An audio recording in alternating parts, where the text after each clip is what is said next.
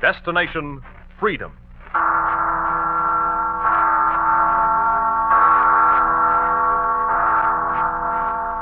Listen, it's the Freedom Bell.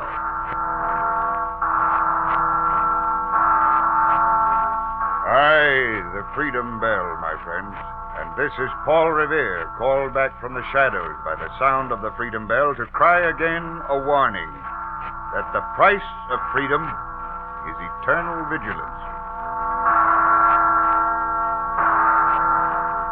Destination Freedom is presented by station WMAQ in the interest of human freedom the world over. Paul Revere is the symbol of warning, ready to ride down the skies to shout his alarm. His destination now and forever, freedom. You know, I've watched a lot of the things that went into the Constitution prove themselves, go by the board, or else become so accepted that no one thinks of challenging them at all. Now, you take the First Amendment to that Constitution. If you want to paraphrase it quickly, it guarantees freedom of religion, of speech, of the press, and of peaceable assembly. Well, now, I don't think any of us questions the first one. Not here in America, at least. We all know we can worship our God any way we like, and the government won't interfere. And as for freedom of press and freedom of speech, well, we know that there are some limits there. Freedom isn't license. You can't call a man a dirty name just because you don't like him. And neither can a newspaper or a radio station. But you can always tell the truth as you see it, as long as you have something to back you up. But what about this freedom of assembly? What good does that do us? There are 150 million Americans today scattered across a whole continent. We can't all get together and tell the government what to do. Oh, every couple of years we go to the polls, about half of us, and vote. But that wasn't what Washington, Jefferson, Hamilton, Madison, Franklin, and the rest of us had in mind when we wrote that First Amendment. I guess maybe America's got too big for the right to freedom of assembly. Or has it? Let me tell you about Jeff Maxwell.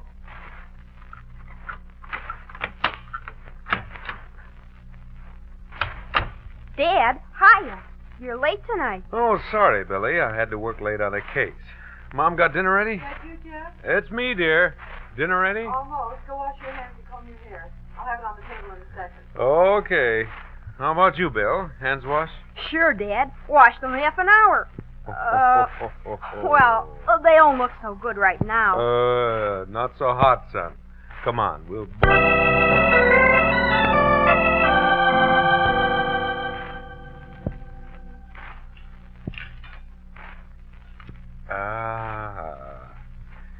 What more can a man ask for than a wife who can cook like you?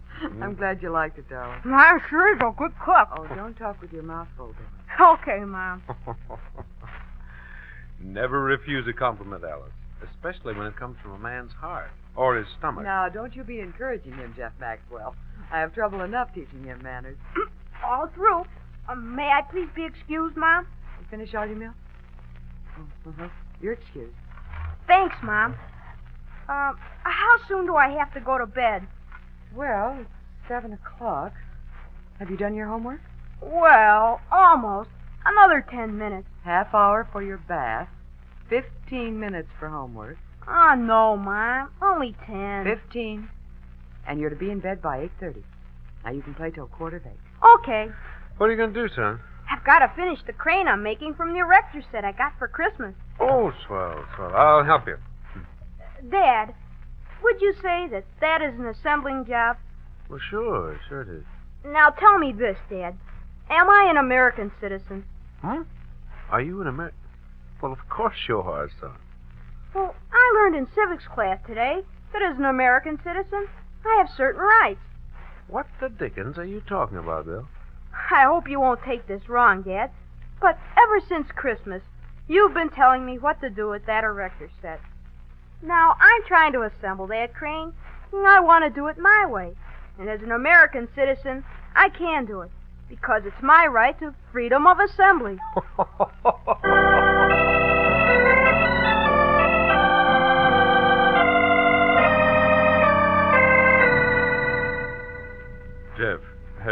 you noticed anything strange about Billy lately? Strange. Billy? What are you talking about, Ralph? I just found out last night that Junior has been putting his allowance in slot machines in the little candy store near the school. Oh, that isn't very good. No, it isn't. Well, you know how boys are. Didn't you ever... What am I talking about? You do the same thing at the club, don't you? I'm not 12 years old. Well, what's the difference? Like father, like, you know. So what are they doing letting a slot machine operate near the school? They're stealing kids' nickels and making gamblers of them, that's what. Oh, now, Ralph. Isn't that taking a pretty drastic view of things? We're lawyers, Jeff. The law is our business. The law says that slot machines are illegal. Aside from the effect on our kids, shouldn't we, do something about this?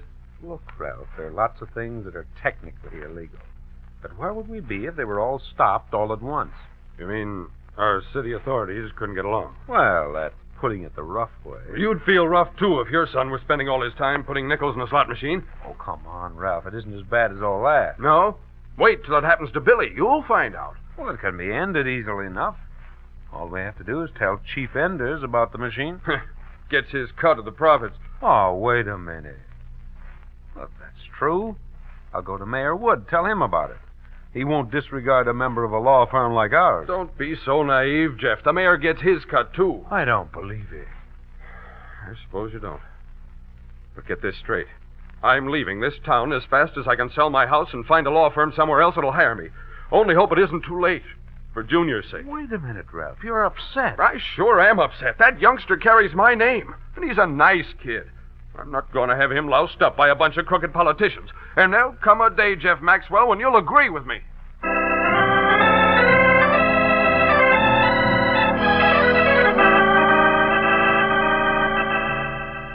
Well, Chief, how are you today? Well, Mr. Maxwell. Hey, you're quite a stranger around here. What brings you to police headquarters? Get a parking ticket? Oh, no, nothing like that, Chief. Tell you the truth, a colleague of mine was telling me this morning there's a slot machine in the little candy store over near the school. Slot machine? Yeah. Well, we'll have to look into that. That's against the law. Yeah, can't have that sort of thing going on. I knew you'd feel that way, Chief. That's why I thought it was my duty to tell you about it. You did just the right thing, Mr. Maxwell. I'll send some men over there right away. Yes, sir. Don't want our youth corrupted. Oh, by the way, have you seen this slot machine? No, I haven't. It doesn't really matter. If it's there, my men will find it. Don't give it another thought, Mr. Maxwell.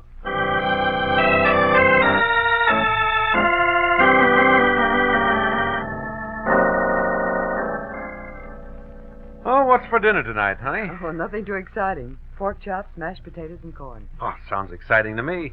Where's Billy? In his room. Why? Isn't he having dinner with us? Oh, not tonight. We had a few words. Oh, that's too bad. What happened?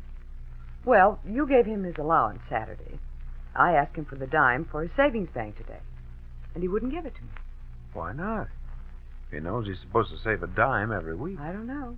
I asked him for it, and all he'd say was, "I'm sorry, Mom, I can't spare it this week." When I asked what happened, he wouldn't tell me. So you sent him to his room? Mm-hmm. Well, that was right, Alice. I think I better go upstairs and straighten the young man out. Well, don't be too harsh, Jeff. I'm not going to be harsh. Billy knows he's got to save 10% of his allowance. It's been the rule ever since he's been getting an allowance. And I intend to find out why he wasn't willing to do it this week. That's all. Well, don't be too rough on him. He feels pretty bad as it is. Don't worry about it. Call me when dinner's ready.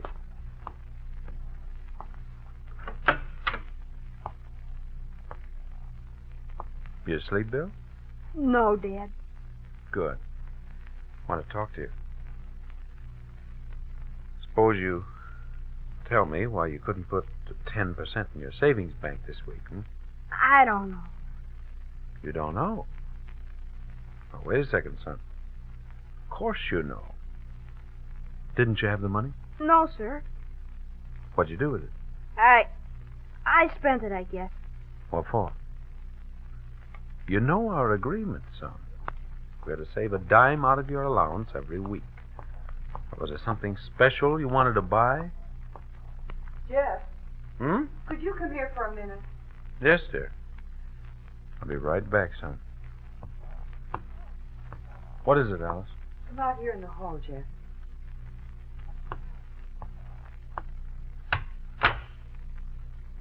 Jeff, did you take anything out of the household money in the cookie jar? Out of the household money? Well, no, of course not. Somebody did. Nearly $5 is missing. But only you and I and Billy could have taken money out of there. You sure you didn't spend it for something? Forget about it. I'm positive, Jeff. I checked it last night, and I haven't spent a cent today. Anyone else been in the house today? Not a soul. And I was home all day. Well, I didn't take it. I didn't spend it. Okay. You go on downstairs, Alice. Keep dinner warm. I'll be down as soon as I can. All right, dear.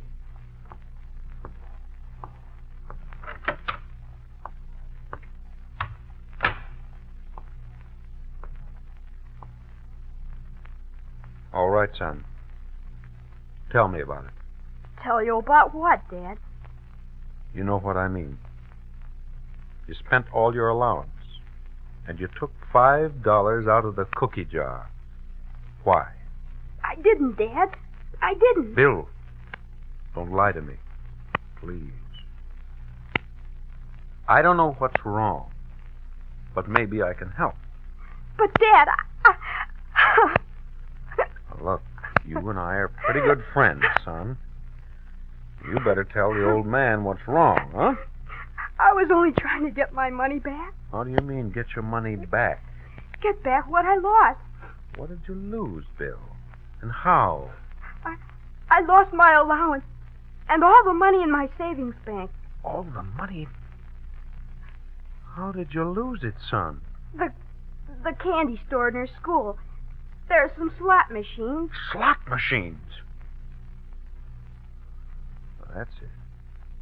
They're fun, Dad. All the kids play them. Do all the kids steal the money to play 'em? Don't say that, Dad. Don't. I was going to pay it back. Whether you paid it back or not, son, that was stealing.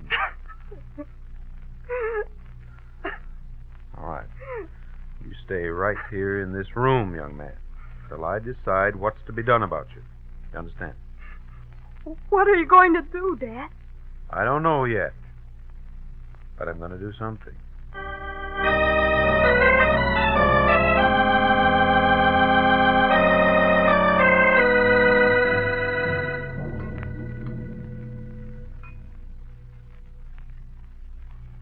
Oh, you've hardly eaten a bite, dear. Well, I'm afraid I don't feel much like eating tonight.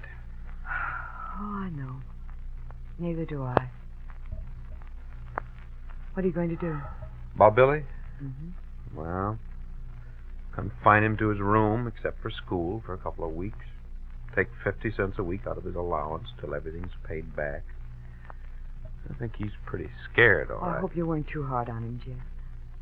He's only 12. He's old enough to know right from wrong.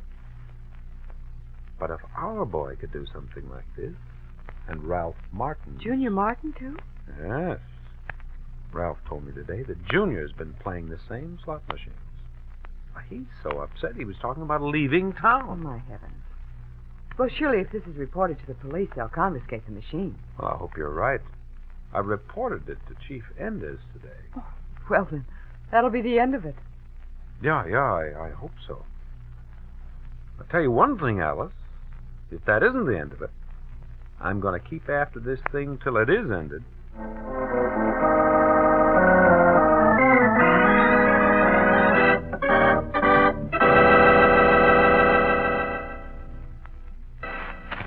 Chief Enders, I told you 4 days ago about a slot machine in that candy store near the school. Yeah, that's right, Mr. Maxwell, and I had it investigated at once. But I'm afraid you were mistaken. Huh? My men didn't find a thing. They didn't. No. Well, for your information, I just came from that store, and I found plenty. There are 3 nickel and 2 dime slot machines there, operating openly. Strange. My men didn't find them. It certainly is. I want to swear out a warrant against the proprietor of that store for running a gambling house. Well, now, that's a very serious step, Mr. Maxwell. You'd have to have some proof if you didn't want to lay yourself open to a suit for false arrest. As a lawyer, you know that. I've got the evidence of my own eyes. Yes, I know, but we need something more tangible than that to make an arrest. All right. Come along with me. My car's outside. I'll take you there, and you can have all the proof you want. All right. I'd like to go with you, Mr. Maxwell, but I can't leave the office right now. We'll send a couple of your men then. Oh, I haven't a man available at the moment. A couple of hours, maybe. In other words, when there's been time enough to warn the owner to hide the machines. I wouldn't talk like that, Maxwell. I'm a citizen, Enders, and I intend to see to it that our police force is honest, or break my back trying. You take my advice, Maxwell.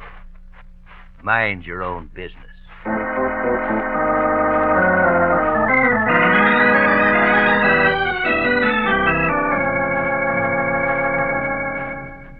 But, Mr. Mayor, Chief Enders as well as admitted to me that he knew about those slot machines and is protecting them. Now, Mr. Maxwell, let's not lose our heads. You'd lose your head if it was your boy, all right. And let's stick to the subject. Chief Enders is a fine police officer with an outstanding record. As mayor, it's my duty to back him up. As mayor, it's your duty to see that the laws are upheld and slot machines are illegal. That's quite correct. And whenever Chief Enders finds any slot machines in this fair city, I'll be the first to insist they be destroyed. That's what I'm telling you, Mayor. He won't find them. He doesn't want to find them. Please don't shout, Mr. Maxwell. Well, I'm sorry. I apologize. That's quite all right. Look, Mr. Mayor. Why don't you come along with me now to that candy store? Maybe the machines haven't been taken out yet. That would prove to you... I hardly think it's up to the mayor to conduct such an investigation. I have implicit confidence in Chief Enders. If any action is necessary, I'm sure he'll take it. Good day, Mr. Maxwell. Why, you old fuddy... Good day.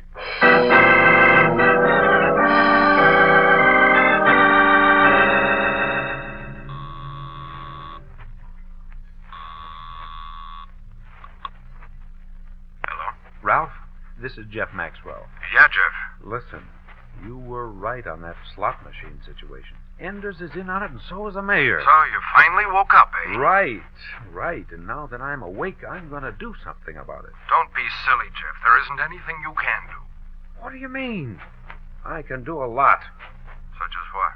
Look, I'm going to stir up the worst stink this town ever saw, Ralph. I'm going to holler from the housetops, letters to the papers, call all the prominent businessmen, professional men, educators. We'll mobilize public opinion. You get it? What do you mean, we? You and I. That's why I called you. I figured you'd want to help.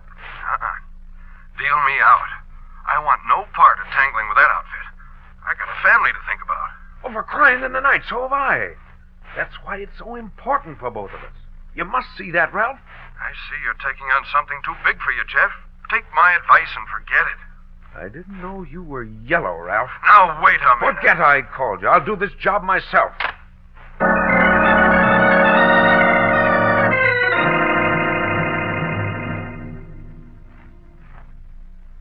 Did you want to see me about something, Mr. Mayor? I certainly did. That will be all, Mrs. Jenkins. Please close the door after you. What's up? Did you see the afternoon paper, the People Speak letters? No, why? Read the letter this fellow Maxwell wrote. About us. Yeah, let me see it. I feel it's civic duty. Slot machines near Taylor School. Been called to attention. Chief Enders, Mayor Wood. No action. Have the chief and mayor some personal reason for not stopping. Matter for the grand jury. Hey. See what I mean? I sure do. We don't want a grand jury poking around here. And that's not all. A friend of ours called a little while ago. It seems Brother Maxwell called him up. Said he was calling all the important people in town to inform them of the situation. Looks like this Maxwell wants to make trouble. He is making it. And if he keeps on the way he's going, we're going to have that grand jury, whether we like it or not. We'll give him the treatment, that's all. Run him out of town. We can't be too direct. Not after this. Have to keep everything legal. You handle your end and I'll take care of mine. But get this. The full treatment for this bird. Mr. Maxwell, I'm from the city tax office. The value of your property was incorrectly appraised. Incorrectly appraised? I don't get you. This house and lot has always been appraised for $12,000. That was wrong. Should have been $24,000. What? You've been paying on the lower rate since 1944, so you owe 7 years back taxes on this place. $3,267. But You have 1 week to pay up, or we'll have to put the place up for tax sale. Sorry, Mr. Maxwell. The wiring in this house doesn't meet fire department regulations. You'll have to install a new system. But that will cost over $1,000. Either that, or we'll condemn the house. Give you a week. Police, I want to report a stolen car. Name? Jefferson Maxwell. Make? Plymouth two-door. License? 186-363. Just a minute. That car's in the pound. It was towed in for parking in a restricted zone. You're crazy. That car was parked perfectly legally, and you know it. There's a $10 fine, $15 for towing, and before you can put that heap on the streets again, you'll have to have the brakes lined, new windshield wipers, new horn, steering aligned, and a new set of tires. I'm sorry, Jeff, but I don't see how you're going to do this firm any good if you cost us all the city's business. Did the mayor say they'd take the business somewhere else if you didn't fire me? Not in so many words, but he made it pretty clear. Take my advice, son. Make your peace with the mayor and Enders. We won't do anything for a couple of days. Don't be bullheaded.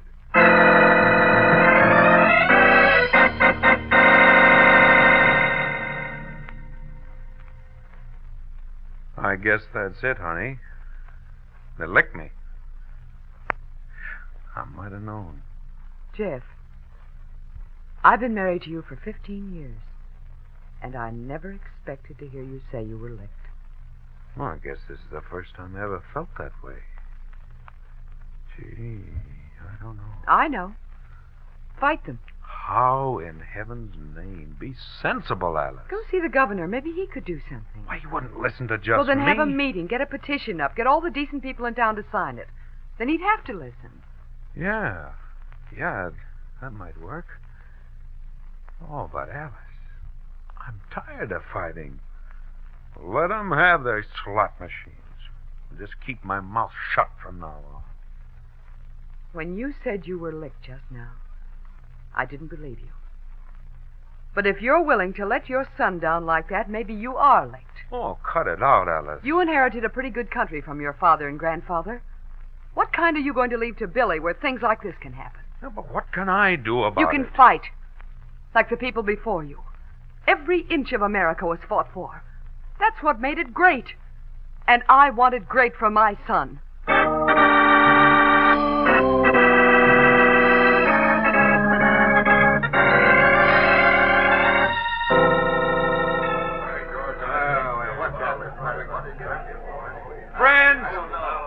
Friends, please, let's quiet down now, will you? Friends, please. Please. Look, I called you all and I asked you to meet with me here in this community house tonight because there's something in this town we've got to act on. We, the citizens. Well, it's pretty obvious by now. Just a minute, Maxwell. What do you think you're doing? You can't hold a public meeting. I certainly can. Not without a police permit, you can't. Have you got a permit? I don't need a permit. The Constitution says that... Yeah, I know. But even a bum lawyer like you knows that the city ordinances require a permit from the police department to hold a public meeting. Now, I'm ordering all you folks to go home quietly, and there'll be no trouble. Well, that does it, Alice. Licked again. Oh, Jeff, isn't there anything you can do? Not legally. I haven't got a leg to stand on. Well, what good is the Constitution, I'd like to know? What about this freedom of assembly they taught Billy in school? That's just the federal government. It can't... Wait a minute. Friends, wait a moment. Listen to me. Come back. I told you to go. Oh, you be quiet, Enders. Friends, listen. I'm leaving here now and going to the post office. That's federal property, and no one can interfere with us meeting there. No one at all. And that means you, Enders.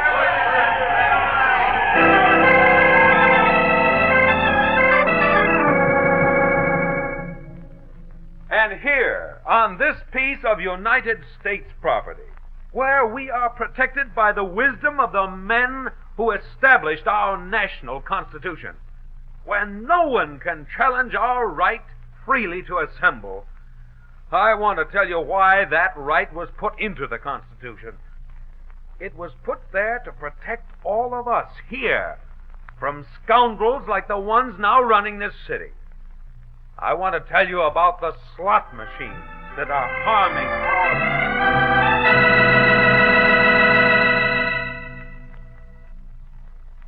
By virtue of the authority vested in me as governor of this state, and in view of the report of the special prosecutor, which I have just read, I hereby remove from the office of mayor.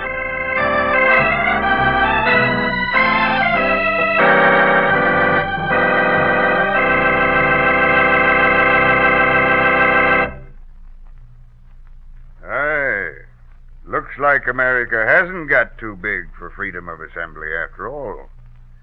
Because it was that constitutional right that let a town get rid of a couple of crooked officials. Sometimes I think the men who planned this land of ours were smarter than even they thought. Let me tell you something, friends. That Constitution was nothing the government gave the people. It was the other way around. The people in the Constitution tell their government just what it can do and what it can't do. Sometimes when a man gets high office, he thinks it's his by right. It isn't. All power belongs to the people, to all of us. And we lend it to certain individuals for a while, so they can use some of it to do what we want done. But always remember this. All the power that our Heavenly Father has given to men belongs to all men, never to one man. Leastways, not in America.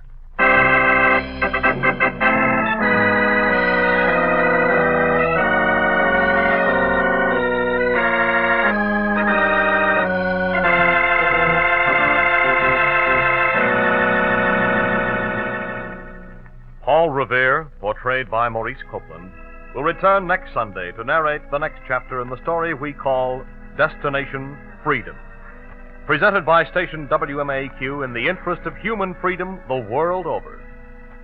Today's script was written by Bob McKee and produced under the direction of John Collins. Arthur Peterson played Jeff Maxwell. Other members of the cast were Eloise Cummer, Paul Barnes, Arnold Carzo, and Jess Pugh. The special music was composed by Emil Soderstrom and played by Helen Morton and Jose Bethencourt. Our engineer was George Wilson. Sound effects by Cliff Mueller.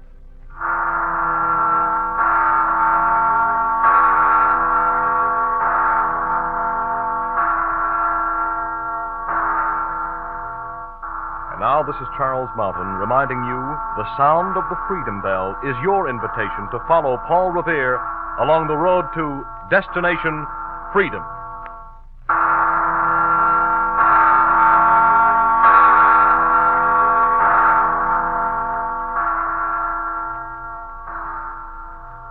Three chimes mean good times on NBC. Today and every Sunday, you're invited to meet two very delightful, very unconventional families. Mr. and Mrs. Blandings features the trials and tribulations of the Blandings family in their famous Dream House. And the Phil Harris Alice Faye Show takes you on another adventure with the hilarious Harrises, plus Brother Willie, Julius, and Frankie Remley. This is NBC, the national broadcasting company.